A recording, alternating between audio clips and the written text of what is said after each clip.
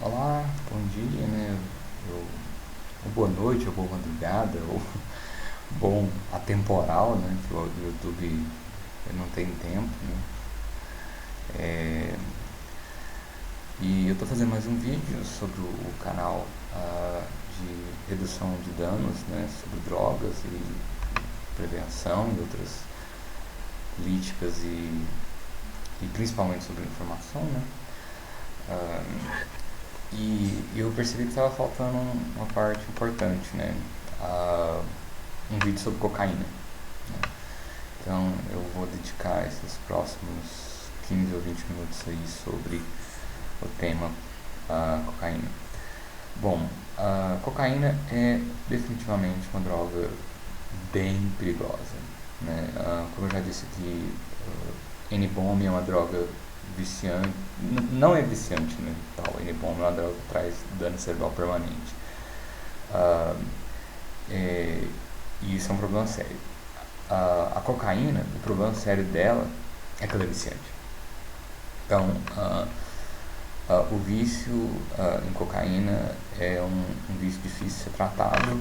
É, em algumas ocasiões é comparável à heroína, né? Ou seja, é uma droga pesada, né? Não tem nada a ver com maconha, né? Inclusive, eu acho até interessante fazer essa comparação, né?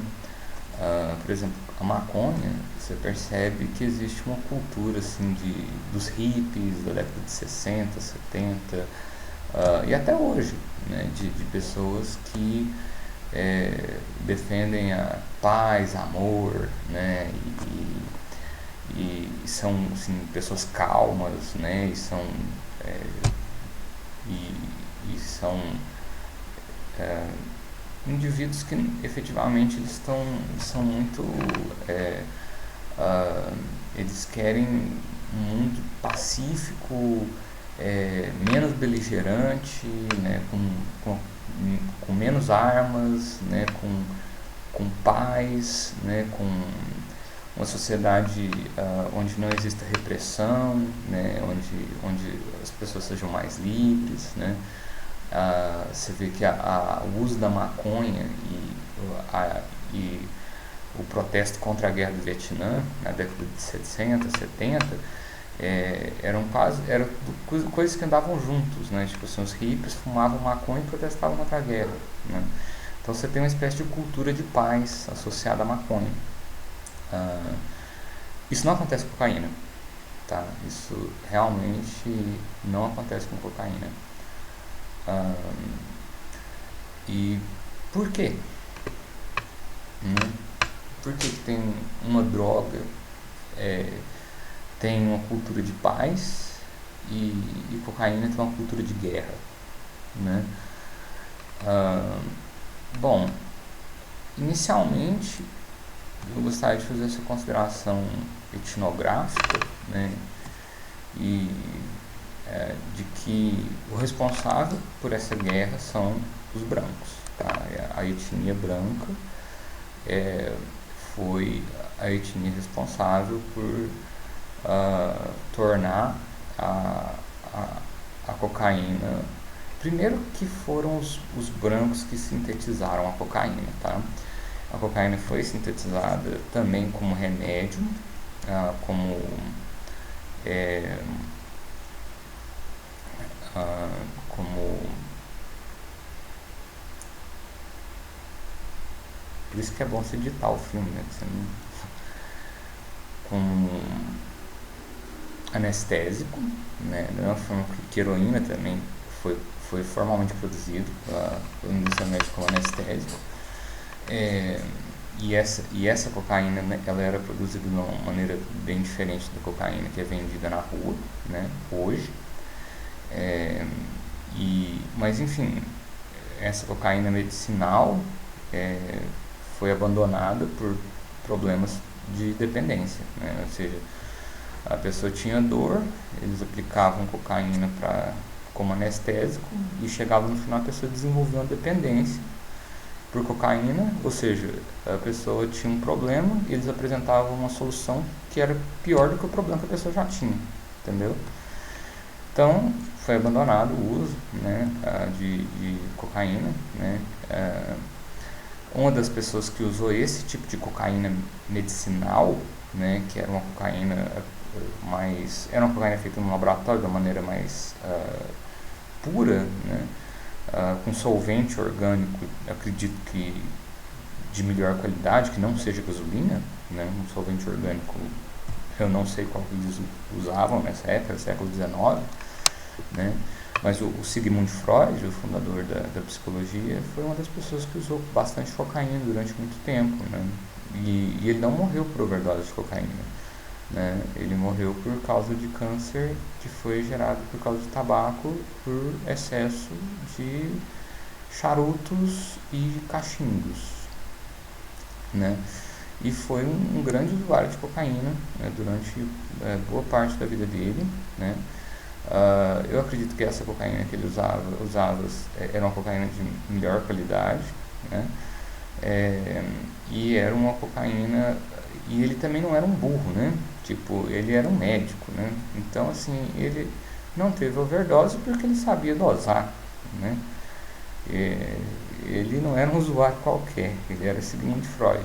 Ele é um médico austríaco que sabia muito bem as medidas que o corpo poderia suportar de cocaína, e ele utilizava a cocaína de uma maneira a não gerar dependência e também a não gerar overdose, né? Então, assim, Freud teve inclusive ele tem até um livro, né, chama Uber Cocaine, né, ou seja, sobre a cocaína, né.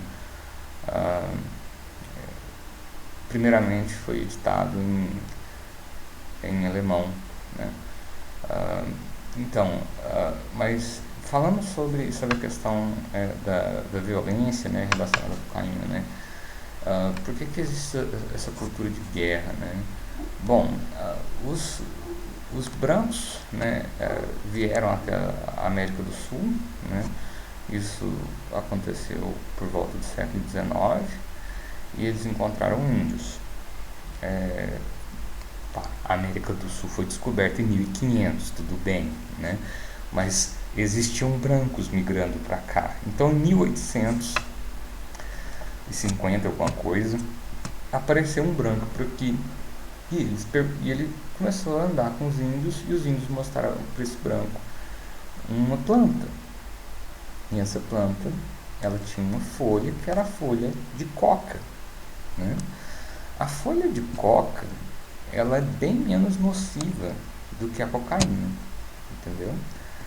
E uma vez eu vi um documentário sobre cocaína, e tinha justamente essa interpretação, né, de um branco, né? Acho que ele foi chefe do DEA, né, Drug Enforcement Administration, nos Estados Unidos, e ele falava justamente isso, né? Ele falava, poxa, lá quando os índios administravam a folha da coca, ela não era misturada com nenhum composto químico, ela era uma folha, uma planta da natureza, eles não adicionavam nada, né? Ela era usada como uma espécie de estimulante do sistema nervoso central, igual hoje a gente toma café, né, na nossa cultura, né? Lógico, eu não sei, eu nunca experimentei a folha de coca também, né? E também nunca cheirei cocaína para saber.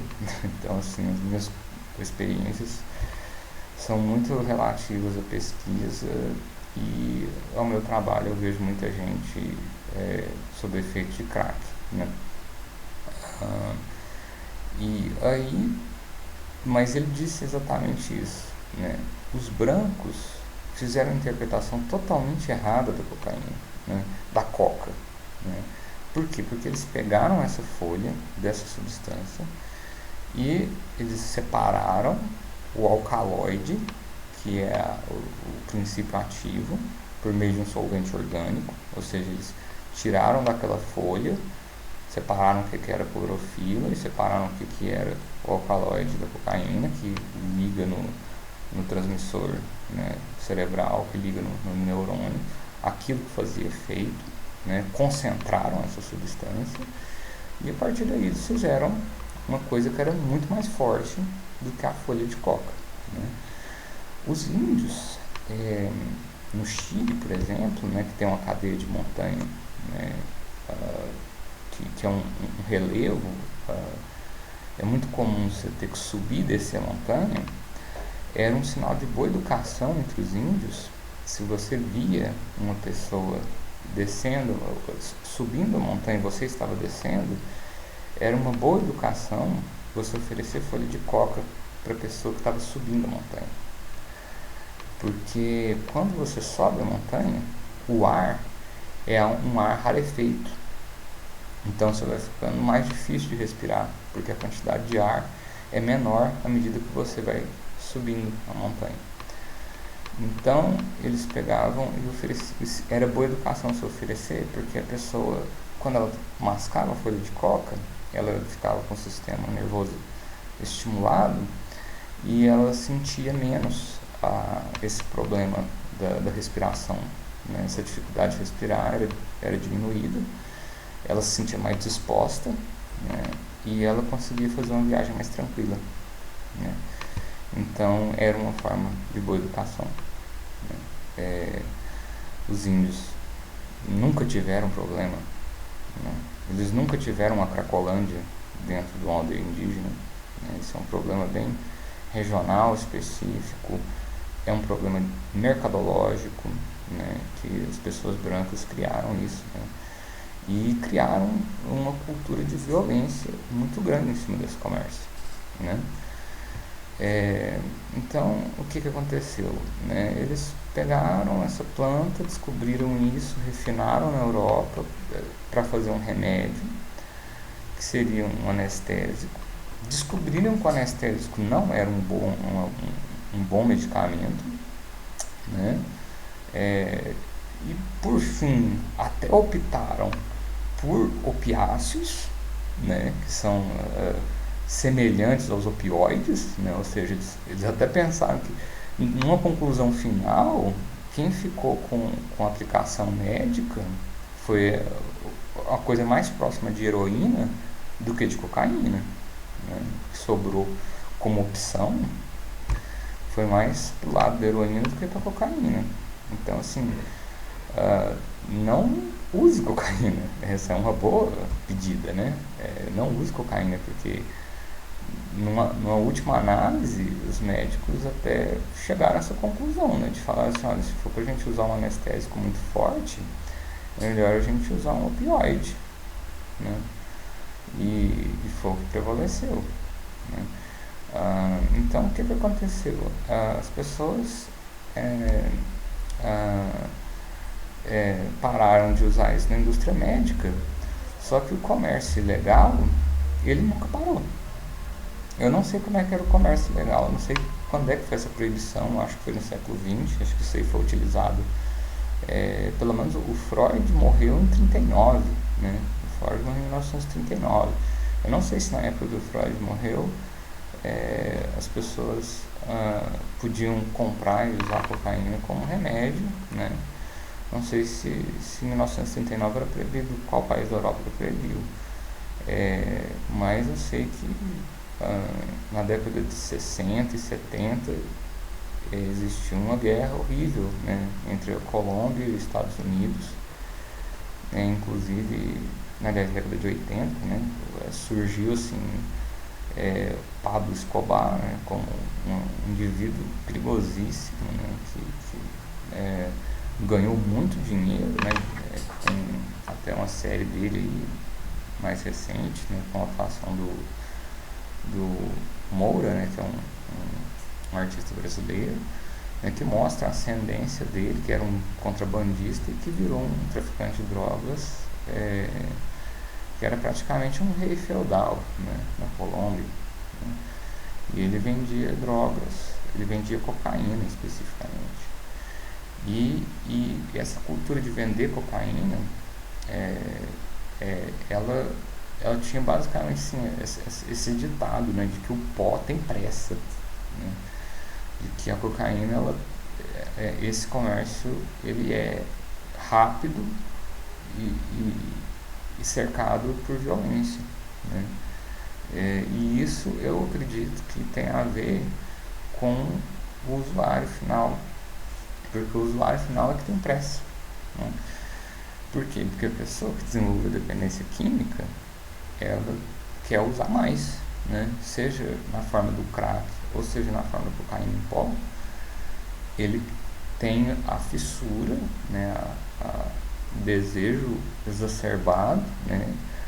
De querer usar e de querer usar muito, né? De querer usar bastante e rápido, né? E querer usar o mais rápido possível e a maior quantidade possível. E eventualmente isso leva a pessoa à morte, né? A gente pode falar sobre a Amy Winehouse, né? Que ela morreu com overdose de cocaína e álcool, né? Vários outros, né, caíram nesse mesmo precipício, né? E famosos e não famosos, né? Cocaína matou muita gente, né? E o comércio também matou muita gente, né? Então, assim, o comércio, eu acho que ele matou mais gente do que o vício, né? Eu não sei. O comércio, ele não pode ser tratado, agora o vício pode ser tratado, né? Tem gente que se trata e nunca mais usa, né? Agora, como tratar o comércio disso, né? Eu acho que o comércio da maconha, se for liberado, só tem ganhos. Uma nova política sobre drogas em relação à maconha. Eu acho que a polícia ia ganhar muito com isso e ia poder focar mais na cocaína, no crack, que são coisas muito mais perigosas, né? São drogas que realmente não tem como, né, se liberar isso aí. Bom, o comércio é muito violento mesmo, né? As pessoas, a questão das armas, né, está bem relacionada com isso, né, tal. A questão da fidelidade, né? Se o indivíduo não é fiel àquele traficante, se ele denuncia para a polícia, se acontecer alguma coisa nesse sentido, né? Às vezes, por exemplo, eu já vi um caso, né, lógico, sem citar nome, sem citar nem região geográfica, né, de um idoso, né, ele tinha 60 anos, ele viciou em crack, né, e ele morava sozinho. Então os traficantes começaram a usar a casa dele para usar crack junto com ele. Aí depois ele começou a se endividar porque ele só tinha uma pensão do INSS no salário mínimo e ele começou a usar muito crack, então ele passou a beber droga. E aí, para pagar o débito, eles falaram assim: não, a gente vai usar a sua casa para vender droga. Ele não concordou, apanhou e o vício, né, acabou forçando ele a aceitar a condição dos traficantes venderem droga dentro da casa dele. Então você tem uma situação ridícula, né, de um idoso que foi forçado a permitir que a casa dele fosse um ponto de venda de drogas, porque ele estava viciado em drogas e os traficantes disseram para ele: ó, ou você apanha e não recebe nem as drogas que você precisa, né, para manter seu vício, ou sei lá o que, né? Tipo, chega um ponto que não é mais uma escolha da pessoa usar a droga, porque ela já está totalmente comprometida, né? O sistema nervoso central dela já não funciona mais sem a substância. Então, a pessoa acabou ficando nessa situação absurda, né? Tipo assim, um idoso recebeu uma pensão do INSS, ficou sendo refém de traficantes dentro da própria casa dele, e a casa dele virou uma boca de fumo, né? Isso numa cidade de 80 mil habitantes, tá? No Brasil, de 2014. É uma coisa assim. Então, assim, olha a violência disso aí, né? Então, assim, é, é difícil essas coisas, né? Tipo, vejo o trauma que isso aí foi pra família, né? Até a polícia fica sabendo disso aí, até isso aí, né? Até apurar a culpa disso aí, ir atrás das pessoas, prender, fazer o que precisava ser feito, né? É difícil, né? É bem difícil, né? E, e assim, eu acredito que a cocaína teve tanto sucesso, né, como uma droga de escolha, porque a nossa sociedade ela é uma sociedade extremamente opressora, né, ah, e, e apressada, né, e acelerada, né, e o que o homem moderno ah, é, tem como meio de, de crescimento e desenvolvimento é basicamente um local de, de competição, né, e de pressão, né, seja no trabalho, seja nos estudos, né, seja de uma maneira ou de outra. Então, o que, que a pessoa procura? Ela procura uma coisa que seja uma válvula de escape, né, e procura uma coisa que seja, que faça o indivíduo ter uma experiência de bater o coração mais forte, de poder, sei lá, sair dessa, ou de entrar tão profundamente nesse ritmo acelerado, né? E poder sair na noite, tomar uísque, cocaína e dirigir o carro em alta velocidade, né? E assim, a pessoa usando cocaína, ela é uma droga social, né? Ela é uma droga que a pessoa ela fica muito falante, né? Ela fica mais sociável, né? Ela combina com álcool, né? É uma droga que a pessoa assim, não tem problema se ela usar com álcool, né?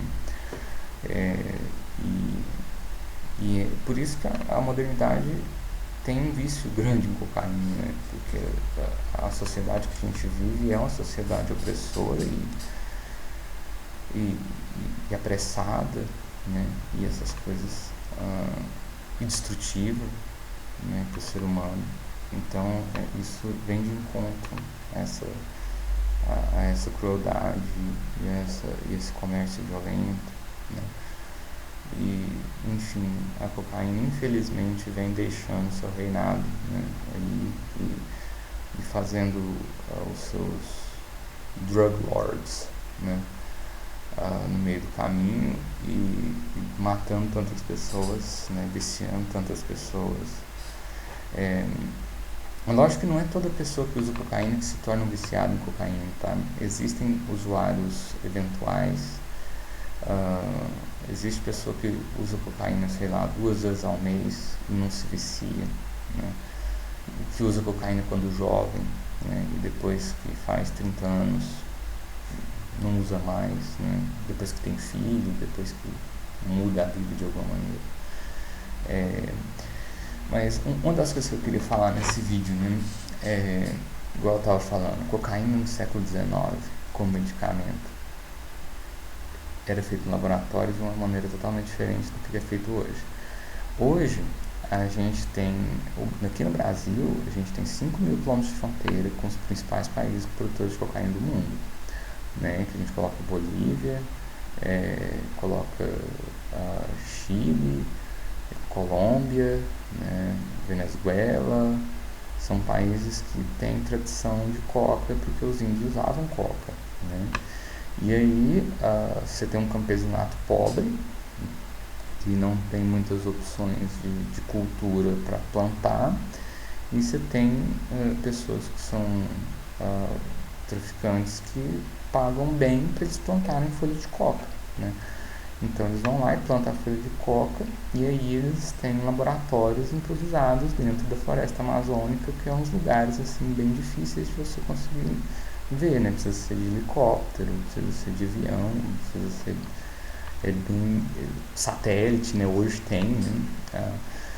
E é difícil de combater, né? Então, uma das formas que eu vi muito interessante era uma política de estímulo do governo de pagar os campesinos, né, os camponeses, é, um valor mais alto pelas outras culturas, tipo milho, sorgo, né, e fazer um plano de segurança alimentar para o país, né, que esses países têm problema de abastecimento, né, de comida, e fazer a cultura do milho, a cultura da soja, a cultura do feijão ou qualquer outra cultura agrícola ficar mais interessante economicamente para o campesinato do que a folha da coca, né? E como eles teriam outras opções, a oferta ficaria menor, né? E aí a cocaína não seria tanta, né? E você combateria o tráfico de drogas de maneira indireta e ainda resolveria o problema da fome. Achei essa estratégia muito interessante. Mas, enfim, né, como a cocaína é produzida? Essa é a parte mais interessante. Se você quiser, tem um vídeo no YouTube que mostra esses troços aí, entendeu? Olha, cocaína boa, tá? Pasta base de cocaína boa, considerada coisa fina, de qualidade, tá? Leva gasolina, tá? Aquela que você enfia no seu carro para ele funcionar, gasolina, tá? Gasolina, solvente orgânico, gasolina, viu? Ácido sulfúrico, viu? Ácido sulfúrico, você já ouviu falar na aula de química que ele é o mais corrosivo dos ácidos, não sei o que, não sei o que. Isso aí mesmo, né? Eu provo. Ácido sulfúrico, né? E cimento. Já ouviu, né? Já olhou para a parede, notou que tem alvenaria, e esse por aqui, no fundo desse vídeo aqui, é uma parede de cimento. Cara, essas três coisas, eu acho que você não vai conseguir achar ninguém no mundo, não precisa ser médico, não precisa ser médico para você notar que nenhuma dessas três coisas faz bem para sua saúde, né? Nenhuma dessas três, eu te garanto. Isso é pasta de cocaína boa, tá? Isso é o standard, é o normal, viu? Eles usam isso aí, eles fazem uma pasta, dessa pasta, isso pode virar crack, isso pode virar cocaína em pó, isso pode virar merla, né? Onde eles acrescentam ácido de bateria para virar merla, né? Ou seja, isso não faz bem para a saúde de jeito nenhum, tá? Pode ser legal, barato, de cheirar o pozinho lá e ficar super conversar e ficar animado e estimulado e alguma coisa. Mas, gente, isso é cimento, ácido sulfúrico e gasolina, tá? Cocaína boa, pura, leve isso aí.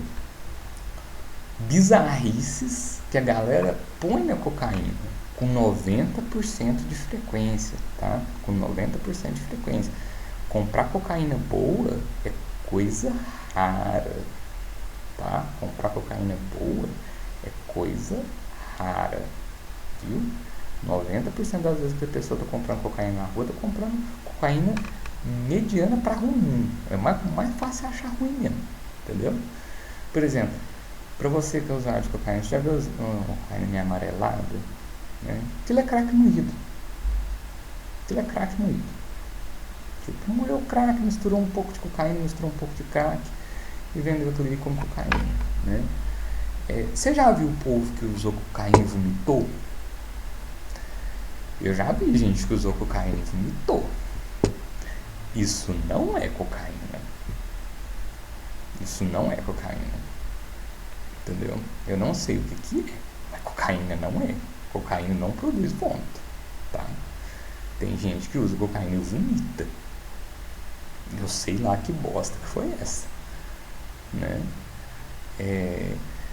Outra coisa muito comum que as pessoas usam para fazer render a cocaína, ácido bórico. Ácido bórico é veneno para formiga, entendeu? Ácido bórico é para tratar a planta, entendeu? Ácido bórico não tem finalidade farmacêutica, não tem finalidade veterinária. Ácido bórico não é feito para aplicar em pessoa ou bicho, né? É para aplicar em planta, tá? Então, quando a polícia faz apreensão de cocaína ou de crack, é muito comum mesmo, achar lá um litrão de Coca-Cola com 2 kg de ácido bórico. Ácido bórico é bem parecido com cocaína, né? AS, sabe a pílula de AS, aquele que você compra na farmácia lá, pra você ficar, pra você tirar dor de cabeça? Pega o AS, amassa, né?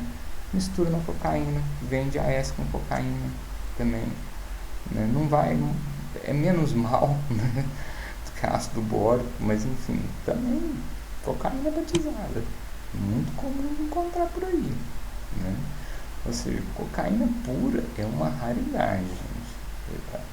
Assim, para a polícia ver cocaína pura é quando pega o patrão que distribui para os vendedores, que são os outros, são os vendedores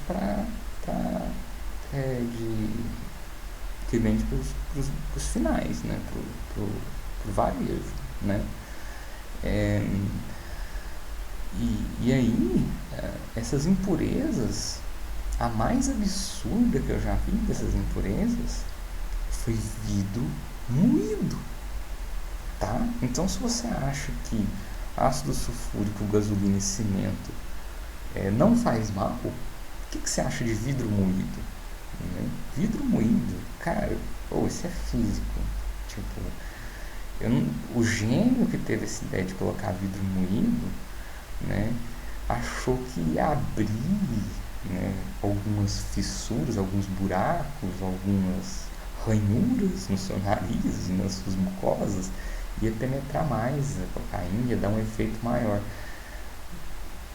Enfim, ele não tinha diploma de medicina, né? Infelizmente, ele não era médico quando ele tomou essa decisão. E ele fez uma bosta de um produto que matou e machucou muita gente. Ou seja, terrível, né? Bom, aí sobre o comércio de cocaína, eu tenho um livro muito interessante para quem quiser estudar essa questão da cocaína, chama Tudo ou Nada, né? O livro, ele é semi-fictício, ele é baseado na história de um cara que realmente foi traficante de cocaína e foi preso. Ele foi preso com 2 toneladas de cocaína em Londres, né? O nome da pessoa de verdade chama Ronald Soares, mas no livro o nome dele ficou como Lucas Mello, né, como nome fictício, né? A pessoa que escreveu foi o Luiz Eduardo Soares, né? Ele diz aqui que ele foi secretário de segurança, né? Secretário nacional de segurança pública, né, do Brasil, e estudou bastante sobre o assunto da cocaína, das drogas, né, do comércio, da segurança pública, de como é que essa situação toda, né, se interage, né? O livro ficou muito bom, ficou muito bem escrito. É um livro assim, de leitura, é um trailer, né? Tipo assim, você vai lendo e você quer ler mais. A história é muito interessante, né? Mostra também assim, um aspecto do comércio, da ganância, né? Assim, e do que acontece. E a pessoa também, o Lucas Mello, né, que é o personagem, né, semi-fictício da história, ele é uma pessoa muito diferente, né, uma pessoa bem exótica, vamos dizer assim. Ele também ficou viciado em heroína, também ficou viciado em cocaína, né, sofreu, né, e fez um mal para os outros, né, que é ganhar dinheiro com a doença alheia, que é vender as drogas, né. Ele vendeu, ficou rico. Não é que ele ficou rico com isso. Ele nasceu numa família boa, ele ganhou bastante dinheiro, depois ele decidiu tomar um estilo de vida muito doido, que era tipo morar num barco nas ilhas do Caribe.